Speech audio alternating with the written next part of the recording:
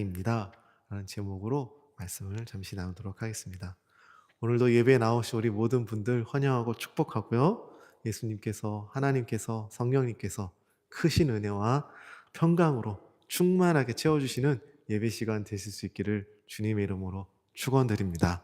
아멘. 어, 그런 생각을 좀 해봤습니다. 여러분 예배 시간에 잘 수 있을까요? 없을까요? 안 돼요?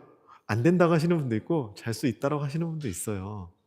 근데 저는 예배 시간에 나와서 잔다고 해도 뭐라 하고 싶지 않아요. 저의 개인적인 생각으로는 괜찮다고 여겨요. 왜냐하면 피곤할 수 있거든요. 피곤할 수 있잖아요, 사람이. 항상 좋은 컨디션을 나올 수는 없거든요. 피곤하다 보니까 잘 수 있어요. 네. 근데 그분이 뭐 내가 예배 시간 와서 무조건 자야지 막 이렇게 자는 거 아니거든요. 자는 사람들 보면. 저는 그래요. 정말 피곤하면 집에서 잘 수 있어요. 교회 안 올 수 있거든요. 근데 이 교회 예배 자리로 나왔다는 것 자체가 난 그것만이라도 내가 자더라도 교회 가서 자야지 이런 마음을 갖고 왔다는 게 저는 그게 더 귀하다고 생각이 들어요. 그리고 습관적으로 잘 수 있어요. 습관적으로 교회 와서 매번 반복적으로 잘 수 있어요. 그러면 어떻게 해야 될까요? 혼내야 될까요? 왜 맨날 자냐 이렇게 할 수 있을까요? 그러면 나는 더 대단하다고 생각해요. 정말 맨날 힘든데 맨날 피곤한데도 불구하고 교회 와서 잔다는 것 자체가 그냥 그래도 예배 자리에 나와서 잔다는 것 자체가 저는 좋다고 생각해요. 하나님께서 그걸 뭐라 안 하실 거라고 생각해요. 그렇게라도 하는 게 어딜까? 그러면 자기가 그냥 집에서 잘 수 있는데 교회에 오는 것 자체가 저는 귀하다는 생각이 듭니다. 그러면 이제 맨날 편안하게 마음 먹고 자야지 그런 사람 없어요. 제가 예배 드리면서 보면은 교회 와서 난 집에서 자는 것보다 교회 와서 자는 게 편해 하면서 편하게 잠자는 사람 많지 않아요. 대부분 미안해하고 어려워하고 말씀 드리려고 노력합니다. 그게 중요하지. 그거에 대해서 우리가 판단하지 말았으면 좋겠다는 생각이 들고요. 여러분들 우리는 선택인 것 같아요. 오늘 말씀들도 이어지는 내용이긴 하지만 무엇을 선택하느냐, 어떤 것을 생각하고 선택하느냐, 자는 것을 그냥 용납하고 이해하고 아유 그래 그래도 교회 나와 자는 게 어때? 라고 생각하는 선택과 그래도 교회 나와 자면 안 되지 하나님 앞에서 자면 안 되지 이것도 옳은 기준이에요. 이게 틀렸다는 게 아니에요. 그냥 무엇을 내가 선택하고 용납하느냐, 그래서 어떻게 발전해 가느냐가 중요하다는 생각이 들어요. 요즘 제가 계속 설교 가운데 1월 올해부터 들어오면서 계속 설교가 좀 이렇게 그런 방향으로 좀 가고 있어요. 틀린 게 아니에요. 우리가 무엇을 더 중요하게 여기느냐, 어떻게 생각하느냐, 어떻게 용납하고 어떻게 나아가느냐. 계속 제가 지금 그런 관점으로 그런 생각으로 말씀을 전하고 있습니다. 저희는 1월 한 달 동안 기도라는 주제를 가지고 하나님께 어떻게 소통할 수 있는지에 대해 관계의 통로로 배웠습니다. 그리고 2월 우리는 그 관계의 중요한 또 다른 측, 기도와 말씀 이 두 개가 우리 신앙에 정말 중요하잖아요. 중요한 기둥 같은 것이기 때문에 또 다른 축 바로 말씀에 대해서 우리 2월 한 달 동안 좀 살펴보려고 합니다. 1월이 우리가 하나님께 어떻게 나아가느냐, 어떻게 대화하느냐의 방법이었다면 2월은 그럼 하나님께서 어떻게 우리에게 다가오시느냐에 관한 내용입니다. 기도는 내가 하나님께 말하는 관계라면 말씀은 하나님이 우리에게 말씀하시는 관계예요. 기도, 내가 하나님께 나아가는 관계, 말씀, 하나님 우리에게 오시는 관계.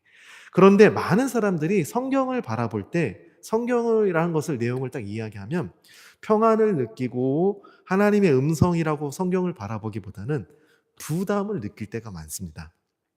제가 한번 질문 드려볼게요. 매주 와서 이렇게 여러분 처음에 제가 딱 만날 때마다 이번 주 성경 얼마나 읽으셨어요? 또는 성경을 몇 번이나 완독하셨습니까? 지금까지 오면서 일독하셨나요? 신앙생활 몇십 년 하셨다고 하니까 한 10번 정도는 읽으셨겠죠? 제가 이렇게 누군가가 질문한다면, 제가 여러분에게 이렇게 물어보면은요, 여러분 어떤 느낌이 드세요? 벌써 질문 들으시면서 벌써 긴장이 되셨을걸요? 잠깐, 긴장이 되셨을걸요? 대부분 그리스도인들은 이 질문에 부담을 느낍니다. 성도님들 중에 이런 마음을 가지신 분들이 계실 거예요.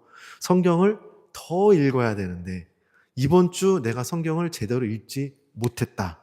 나는 성경을 못 읽는 거 보니까 말씀 생활이 잘 안 되는 사람인가 보다 라고 스스로 생각합니다. 그런데 중요한 사실을 먼저 제가 하나 말씀드릴게요. 성경을 읽기에 부담을 느낀다는 것 자체가 믿음이 없다라는 증거가 아니에요. 여러분.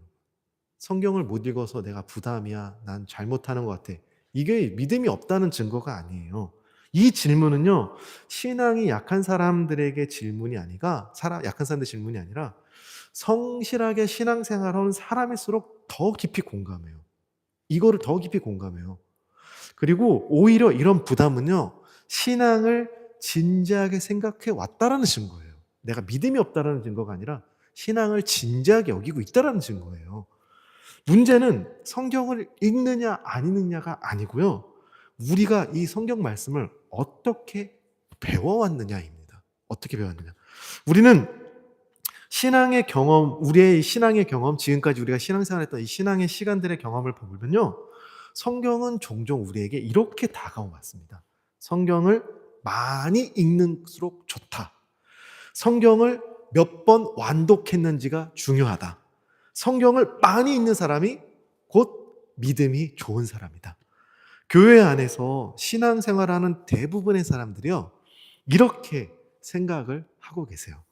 그래서 어느 순간부터 말씀은 하나님을 만나는 자리가 아니라 내 신앙 수준을 보여주는 기준처럼 느껴지기 시작했다는 겁니다.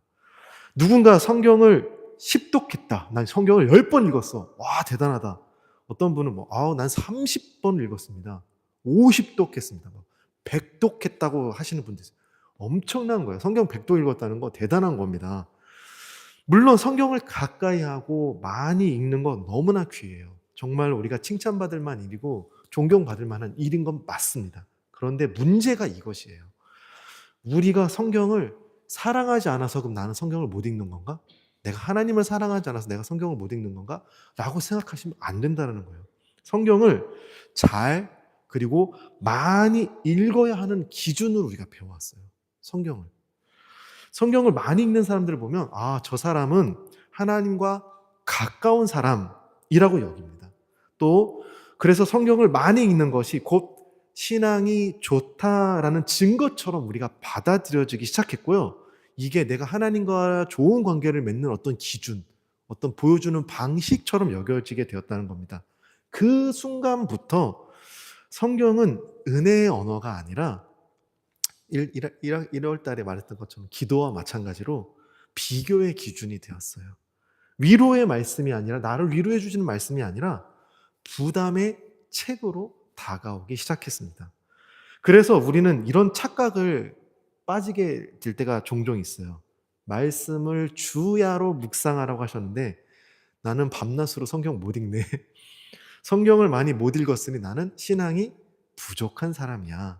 말씀을 읽지 않으면 하나님이 나에게서 멀어질 거야. 멀리 계실 거야. 성경을 가까이 해 하나님이 나와 가까이 계시고, 내가 성경을 가까이 하지 않으면, 말씀을 매일매일 읽지 않으면 하나님은 멀리 계실 거야 라고, 언제부터 말씀이 우리에게 이런 신앙의 기준이 되었을까요? 언제부터? 사랑하는 성도 여러분, 이 지점에서 우리가 분명하게 짚고 넘어가야 할 게 한 가지 있습니다. 문제는요, 말씀이 아니에요, 여러분. 문제는 말씀이 우리에게 다가오는 방식이에요. 말씀을 내가 대하는 방식이에요. 말씀은 원래 우리를 힘들게 하고 어렵게 하기 위해, 우리의 삶을 더 무겁게 짓누르기 위해 어떤 짐으로 주신 것이 아니에요. 다시 말씀드리지만 우리에게 주신 성경은 하나님과 우리를 다시 회복시키기 위한, 하나님과의 관계 가운데 부르시기 위한 하나님의 사랑의 언어입니다. 오늘 우리가 읽은 이 본문 말씀, 우리 성도님들이 많이 부담스러워하는 아주 유명한 말씀 중에 하나입니다. 이 율법책을 내 입에서 떠나지 말게 하며 주야로 그것을 묵상하여 그 안에 기록된 대로 다 지켜 행하라. 그리하면 내 길이 평탄하게 될 것이며 내가 형통하리라. 자, 내 입에서 떠나지 말게 하래. 이 율법을, 말씀을 내 입에서 떠나지 말게 하래요. 주야로 묵상하래요. 다 지켜 행하래요. 이 말씀을 들을 때 우리의 마음속에는요, 이렇게 반응이 일어납니다. 밤낮으로 성경을 묵상하라니, 많이 읽어야 하는데 나는 성경을 그렇게 못 읽는데, 밤낮으로 못 읽는데, 말씀을 다 지켜 행하라고 하는데 나는 늘 못 지키는데, 부족한데, 그래서 성경 앞에 서면 위로받기보다 읽지 못했다는 부담감, 그리고 다 지켜 행하지 못했다는 정죄함이 우리 안에 먼저 생깁니다. 이 말씀의 기준으로 본다면. 그런데 사랑하는 여러분, 이 말씀이 정말 우리를 많이 성경을 읽으라고, 그리고 다 지켜 못했기 때문에 정죄하기 위해 기록된 말씀입니까? 이 오늘 본문 말씀이? 우리가 좀 읽은 이 말씀이? 그렇지 않아요, 여러분. 이 말씀은 여호수아를 짓누르기 위해, 어떤 기준을 주기 위해, 막 혼내기 위해 주신 말씀이 아니라는 사실입니다. 그렇다면 여호수아 1장 8장은 어떤 상황에서 하나님께서 여호수아에게 주신 말씀일까요? 주어진 걸까요? 이 말씀은 성공한 가운데 주신 말씀이 아니에요. 안정된 상황 가운데에서 주어진 말씀도 아닙니다. 이 말씀은 모세가 죽은 다음에 주어졌습니다. 놀라운 기적을 베풀어서 40년 동안 이스라엘 민족을 인도해와 정말 너무나도 위대한 지도자가 가고, 이제 지도의 경험이 없는 새로운 지도자가 세워진 불안한 순간이에요. 외적인 환경도 보면은 앞에 요단강이 가로막혀 있었고, 이제 여리고를 시작으로 이제 가나안을 점령해야 돼요. 이제 전쟁을 해야 되는 거예요. 그러니까 이스라엘 온 백성을 이렇게 이끌어야 할 아주 무거운 책임 가운데 있는 상황에 주어진 말씀이에요.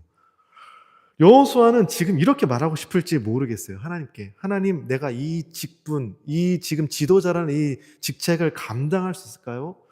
모세의 지도자처럼 제가 잘 할 수 있을까요? 모세는 너무나 뛰어난 지도자였는데 이 길을, 내가 지금 가야 할 이 길이, 이 방향이 맞는지 나는 잘 모르겠습니다.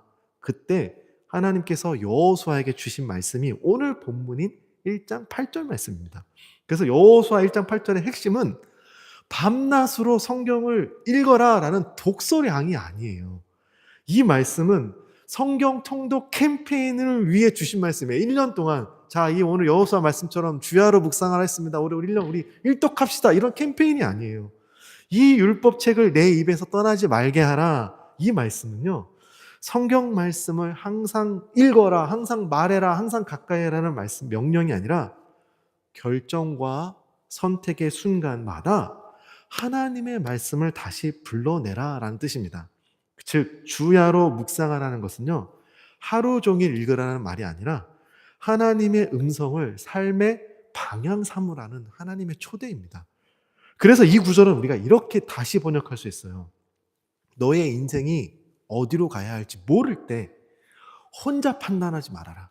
너의 삶에 대해서 내 말씀, 나 하나님의 말이 삶에서 떠나 있지 않게 그 삶 가운데 있게 해라. 너는 나와 함께 생각하고 결정하자. 말씀을 가지고 함께 생각하고 결정하자. 함께 있으라. 즉, 이 말씀은 새로운 지도자로 세워진 여호수아의 이렇게 새롭게 시작하는 인생의 한복판에서 하나님과의 관계가 끊어지지 않도록 붙들어 주시는 말씀이에요. 관계를 끊지 말라는 붙들어 주시는 말씀이에요. 하나님께서 여호수아에게 주신 말씀은 성경을 많이 읽어라라는 독서 지침이 아니고요, 결정을 혼자 하지 말고 하나님이 나와 함께 하자는 관계의 초대입니다. 히브리서에서 묵상하다, 오늘 주야로 묵상하라라고 나왔잖아요. 그 묵상하다는 말은 단순히 조용히 성경을 읽는 행위가 아니에요. 이 단어는요, 중얼거리다, 되뇌이다, 다시 떠올리다라는 뜻을 가지고 있습니다. 그럼 뭘까요? 즉 하루 종일 성경을 들고 읽으라는 것이 아니고요, 삶의 한복판을 살아가다가 어떤 결정의 순간, 어떤 두려움의 순간이 있을 때 하나님의 말씀을 다시 되새기는 거예요. 떠올리는 거예요. 그 순간에 내가 혼자 생각하고 내 감정대로 내 생각대로 판단하는 것이 아니라 그런 상황에서 하나님의 말씀이 떠오르는 거예요. 하나님, 이때 어떻게 해야 될까요? 말씀은 분량을 채우는 것이 아니라요, 삶의 방향을 붙들어주는 기준이라는 겁니다. 기준.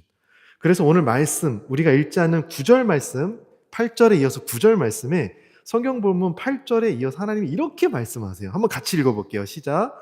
내가 내게 명령한 것이 아니냐. 강하고 담대하라. 두려워하지 말며 놀라지 말라. 내가 어디로 가든지 내 하나님 여호와가 너와 함께 하느니라 하시니라. 이게 핵심이에요. 내가 내게 명령한 것이 아니냐에서 하나님께서 무엇을 명령하셨을까요? 명령이 뭐예요? 밤낮으로 성경책 읽으라고요? 아니에요. 9절 말씀의 끝에 그 목적이 있어요. 8절의 목적이 9절 말씀 끝에 나와 있어요. 내가 어디로 가든지 어떤 방향으로 가든지 어떤 선택을 하든지 하나님 내가 너와 함께 할 거야. 하다가 틀린 선택을 할 수 있어. 틀린 방향으로 갈 수 있어. 괜찮아. 내가 회복시켜 줄게. 괜찮아. 내가 도와줄게. 이 방향으로 가. 하나님께서 발려준 방향으로 가. 이렇게 갔으면 좋겠어. 하나님이 항상 이렇게 말씀해 주시겠다는 거예요. 우리는 오랜 동안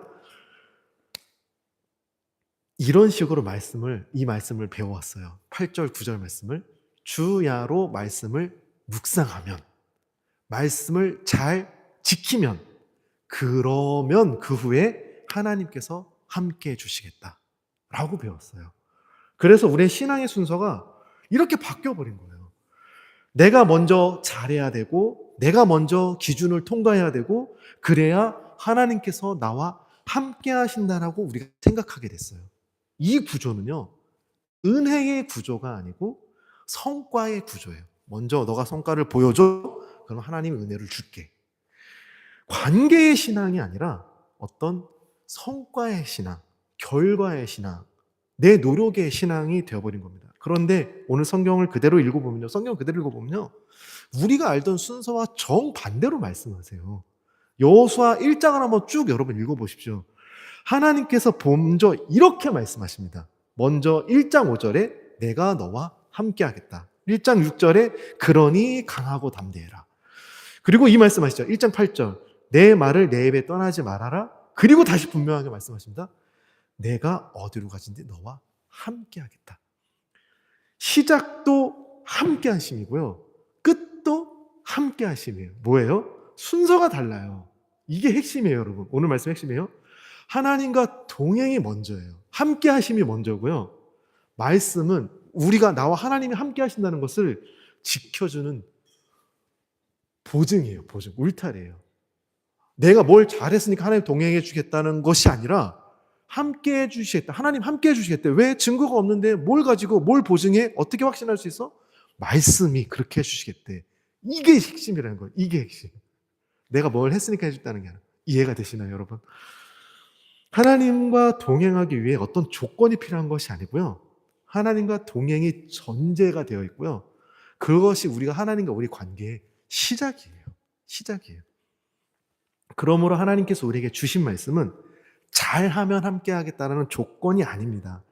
말씀은 이미 하나님께서 너와 함께하고 있으니 이 관계를 놓치지 마. 놓치고 싶을 때가 있죠. 놓칠 때가 있죠. 뭘로 확신해? 내가 다시 하나님께 돌아가기 힘들 때가 있잖아요. 내가 너무 많이 잘못해서, 내가 너무 실수해서.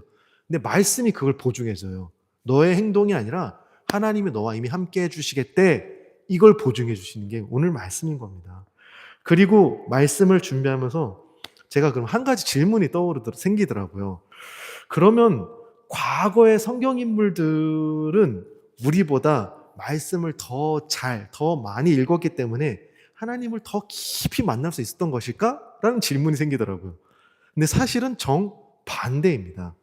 성경에 나오는 대부분의 인물들은 성경을 많이 읽을 수 있는 사람들이 아니었어요. 오늘날 우리는요, 성경책이 다 있어요. 집에 몇 권씩 있으신 분도 있고요. 이제는 핸드폰으로도 성경을 다 볼 수 있죠. 그래서 하루에도 몇 장, 몇 번씩 읽는 것이 가능합니다. 그런데 성경 시대의 대부분의 사람들은요, 성경을 읽을 수 있는 환경에 있던 사람들이 아니었어요. 여호수아 시대는요, 성경이 책으로 개인에게 주어지지 않았습니다. 말씀이 두루마리 형태로 있었고요. 사람들이 일일이 다 손으로 적어야 했어요. 이게 자꾸 망가지니까, 두루마리가 삭으니까, 없어지니까. 그 당시 말씀은 두루마리 형태로 아주 소중하게 보관되어 있었고요. 제사장이나 레위인들이 공동체를 이렇게 사람들을 불러 모으고 그 두루마리를 펼쳐서 그냥 읽어주어야, 낭독해 주어야 들을 수 있는 말씀이었습니다. 또한 하나님께서 선지자들에게 직접 말씀을 주셨으면 그 선지자의 입을 통해서 사람들이 하나님의 말씀을 듣는, 전달되는 방식이었습니다. 그 시대에는 말씀은 지금처럼 손을 들고 읽는 말씀이 아니라 제사장이 읽어줘야 들을 수 있는 말씀이고 선지자가 전해줘야 들을 수 있는 말씀이었습니다. 즉 말씀은 읽는 언어가 아니라 듣는 언어였어요. 사무엘이 자라던 시대 여호와의 말씀이 희귀하여 이상과 흔적이 보이지 않던 때였습니다. 흔히 보이지 않던 때.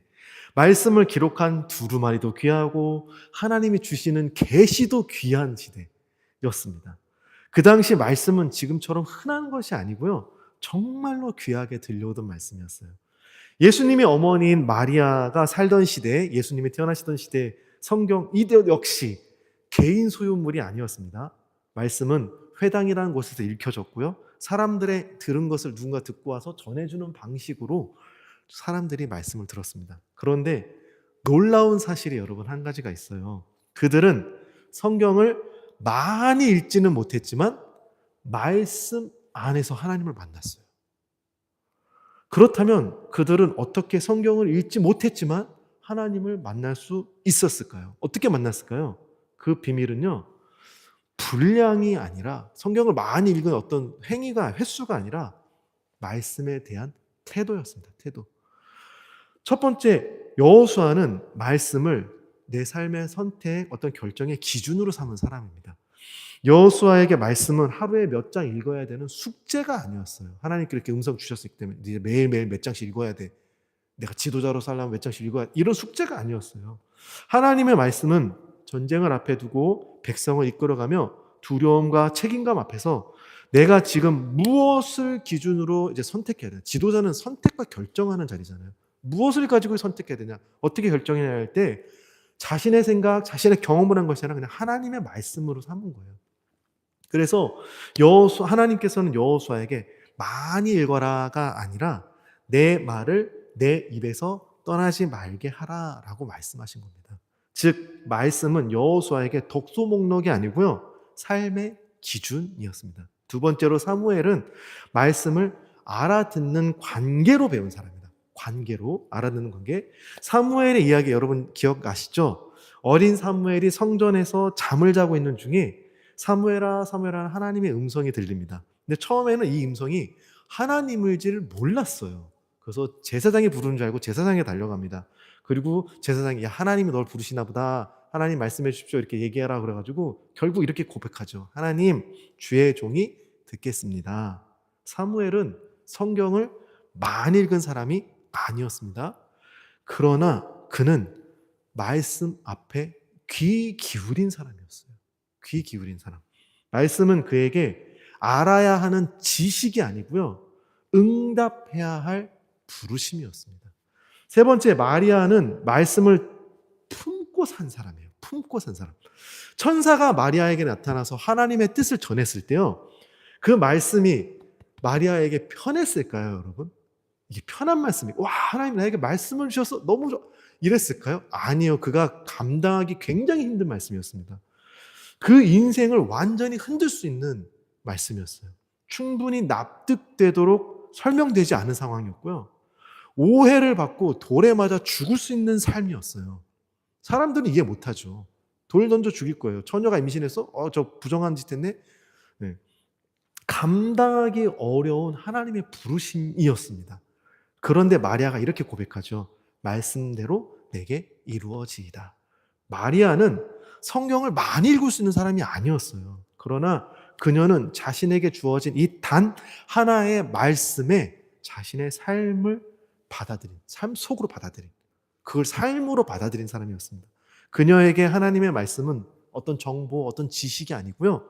삶을 맡기는 언어였다는 것입니다. 여기서 우리는 중요한 사실을 하나 발견하게 됩니다. 이렇게 읽었던 성경의 인물들의 공통점이 있어요. 그들은 말씀을 잘 읽으려고, 많이 읽으려고 애쓴 사람들이 아니라 말씀 안에서 하나님을 만나려고 했던 사람들이라는 겁니다. 그들에게 말씀은 분량의 문제가 아니고요. 관계의 문제였어요. 관계의 문제. 그렇다면 우리는 언제부터 길을 잃어버렸을까요? 역사를 조금 돌아보면 이해가 돼요. 구약 시대에 예수님이 계셨던 시대에 신약 시대는 말할 것도 없고 중세 시대 역시 성경이 라틴어로 기록되어 있었습니다. 그래서 소수의 사람만이 성경을 접근할 수 있었어요. 다 접근할 수 있는 것이 아니었어요. 말씀을 직접 만날 수 없었던 그 시대의 수많은 대부분의 사람들은 다른 방식으로 하나님을 이해하려고 했고, 그 과정에서 그러다 보니 많은 왜곡이 생겼습니다. 하나님을 이해하려는 방법이 잘못된 방향으로 자꾸 가는 거예요. 그래서 우상숭배적인, 미신적인 종교로 너무 많이 갔어요. 그래서 종교개혁은 성경을 더 많이 읽자 운동이 아니고요, 말씀을 다시 하나님과 만남의 자리로 돌려놓자라는 운동이었습니다. 이때까지 성경은 아무나 읽을 수 있는 책이 아니었어요. 글이 아니었어요. 그러나 시간이 지나면서 우리는 이제 또 다른 극단으로 가게 됐어요. 이제는 성경을 누구나 읽을 수 있게 되자 말씀을 은혜의 언어가 아니라 어떤 게요? 시나 점수표로 만들기 시작했습니다. 그래서 생긴 오해가 이것이에요. 성경을 많이 읽어야 하나님을 더 사랑하는 것이다. 그러나 사랑하는 성도 여러분, 성경은 한 번도 우리에게 그렇게 말씀하지 않으세요.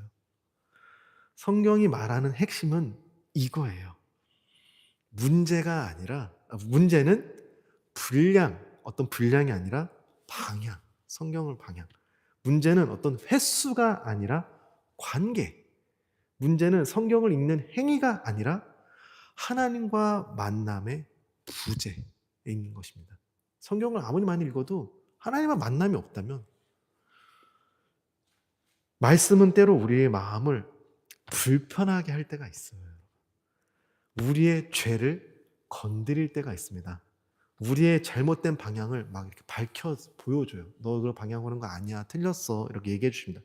그런데 말씀은 우리를 찌르고 판단하고 정죄하는 것이 아니라요, 항상 나를 고치시고 회복시키기 방향으로 나아간다는 겁니다. 예수님께서 가늠한 여인이 잡혀다가 사람들 앞에서 끌려왔을 때 그 여인을 어떻게 대하셨는지 여러분 꼭 기억하시길 바라요. 사람들은 율법으로, 성경이란 말씀의 잣대로 그 여인을 판단하고 정죄했습니다. 그래서 돌로 쳐 죽이려고 했죠. 그러나 예수님은 말씀으로 그 여인을 고치시고 회복하시며 새로운 삶을 살아가도록 인도하십니다. 나도 너를 정죄하지 아니하노니 가서 다시는 죄를 범하지 말아라. 말씀은 그 여인을 아프게 했지만 그 아픔은 그 여인을 죽이기 위한 아픔이 아니고요, 살리기 위한 아픔이었어요. 하나님의 말씀은 나를 살리려고 수술하는 수술용 칼과 같습니다. 칼 째는 게 무서워서 수술 안 받으면 죽잖아요. 병을 고치기 위해 찌르고 아프지만 그것은요, 회복시키고 건강하게 만들고 살아나게 만든다는 것이죠. 그래서 아프게 한다는 거죠. 그래서 내가 말씀을 어떤 마음가짐으로 읽는지, 이 말씀의 방향과 위치가 중요해요. 성경은 항상 이걸 강조하지 분량을 얘기하지 않으세요. 말씀을 분량과 어떤 평가와 어떤 심판의 자리에서 읽으면 말씀은 항상 우리에게 정죄처럼 다가와요. 지키지 못했어, 많이 읽지 못했어, 올바로 행동하지 못했어, 이렇게 정죄처럼 느껴집니다. 그러나 말씀을 하나님과의 관계, 하나님과의 교제 가운데에서 읽으면 말씀은 우리를 다시 불러일으키세요. 실패해도 괜찮아, 넘어져도 괜찮아, 죄 지었어도 괜찮아, 나는 너를 품고 싶어. 그 모든 거 내가 짊어지고 싶다. 이게 말씀해 주시는 방향이죠. 말씀은 왜 너는 이 모양이냐, 왜 그것밖에 못했느냐가 아니라 넘어졌어도 실패했어도 망가졌어도 다시 일어나라 라고 말씀하십니다. 사랑하는 성도 여러분, 성경을 많이 읽는 것이 문제가 아니에요. 성경 읽는 거 매우 매우 좋은 것이에요. 여러분 자주 읽으시면 좋아요. 그러나 성경을 많이 읽는 것이 내가 하나님을 만난다라는 하나님과의 관계를 증명하는 어떤 기준이 되지는 않아요. 하나님께서는 우리를 성경 많이 읽는 사람으로 부르신 것이 아니라 말씀 안에서 하나님과 함께 살아가는 사람으로 우리를 부르셨어요. 이제 말씀을 마무리하면서 아주 현실적인 자리로 한번 돌아가 보려고 합니다. 오늘 설교 말씀을 들으면서 이런 마음이 드신 분들이 계실지 모르겠어요. 그래도 성경을 읽어야 하지 않나요? 말씀을 더 읽어도 된다는 말이 아니죠. 네, 맞아요. 오늘 우리가 말하고 싶은 것은 덜 읽어도 된다라는 이야기가 아니에요. 오늘 우리가 말하고 싶은 것은 이거예요. 어떻게 얼마나 읽을 것이냐가 아니라 어떤 마음으로 말씀을 읽을 것이냐, 어떤 마음 말씀을 대할 것이냐는 겁니다. 말씀을 신앙의 평가, 어떤 성과의 기준으로 보지 마십시오. 하나님을 만나는 자리로 읽으시길 바랍니다. 그렇다면 하루 그냥 한 구절 읽어도 돼요. 한 구절 읽어도 돼요. 뭐 한 장 다 못 읽어도 상관없어요. 1년 동안 성경 통독 못해도 괜찮아요. 그냥 하나님을 만나는 자리로 만나세요. 일주일 동안 내가 너무 바빠요. 지금 되게 중요한 뭔가를 준비하고 있어야 돼요. 못 읽을 수 있어요. 그럼 이 주일날 하루로 나와서 예배의 자리 가운데서 듣는 말씀을 갖고 일주일 동안 살아도 괜찮아요. 삶을 살아가는 걸 원하시지 많이 읽는 걸 원하시는 것이 아니십니다. 많은 성도님들이 말씀을 펼칠 때 이미 마음 가운데, 마음속에 이런 질문을 가지고 시작하세요. 오늘은 얼마나 읽어야 되냐? 어제보다 내가 더 많이 읽어야 되는 거 아니야? 이런 압박감을 갖고 계세요. 그래서 굉장히 많이 읽었어요. 막 1시간 읽고, 막 3시간씩 읽고, 막 30장 읽고, 막 50장 읽었어요. 그러면, 나 이 정도면 많이 읽었어. 괜찮은 신앙 아니야? 이런 생각을 가져요. 이런 질문이 나쁘다는 것이 아니에요, 여러분. 그러나 이 질문을 우리를 하나님께로 인도하는 질문이 아니라 어떤 내가 점검과 평가의 자리로 인도하는 질문이에요, 이런 거는. 나쁜 건 아닌데 기준이 좀 달라진다는 거죠. 그래서 말씀을 읽고 나면 위로나 어떤 회복이 아니라 피곤해요. 그리고 은혜를 받았기보다는 비교하게 돼요. 나는 오늘 이만큼 읽었는데 쟤는 얼마나 읽었나 한번 물어볼까? 이렇게 돼버려요. 말씀은 여러분 평가의 자리가 아니에요. 말씀은 하나님과 만남의 자리예요. 말씀을 펼치면서 이 한 문장만으로 충분해요. 하나님, 오늘 말씀을 통해 제가 하나님을 조금이라도 더 알고 싶습니다. 하나님을 만나고 싶습니다. 사랑하는 성도 여러분, 그리고 오해하지 마시길 바라요. 말씀이 내 신앙의 기준이 아니라는 말은 아무 기준 없이 살라는 말이 아니에요, 여러분. 오히려 반대예요. 말씀은 우리를 평가하는 기준이 아니고요. 우리의 삶을 인도해 주는 기준이라는 겁니다. 말씀은 너의 신앙 자세, 너의 신앙 수준이 몇 점이냐라는 채점하는 책이 아니에요. 이 길로 가는 게 바른 길이야, 옳은 길이야 라고 우리에게 알려주시는 하나님의 음성입니다. 이것이 하나님께서 오늘 본문을 통해 여호수아에게 가르쳐 주시는 말씀의 기준이에요. 하나님께서는 우리에게 밤낮으로 성경을 읽어라 라고 말씀하는 것이 아니십니다.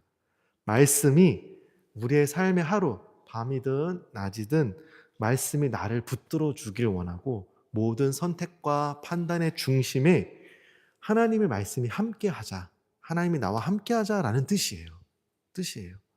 교회에서만 말씀이고 24시간은 내 하나님과 상관없는 삶이 아니라 함께하자라는 말씀입니다. 즉 말씀은 특정 시간에만 펼쳐놓고 읽는 책이 아니고요.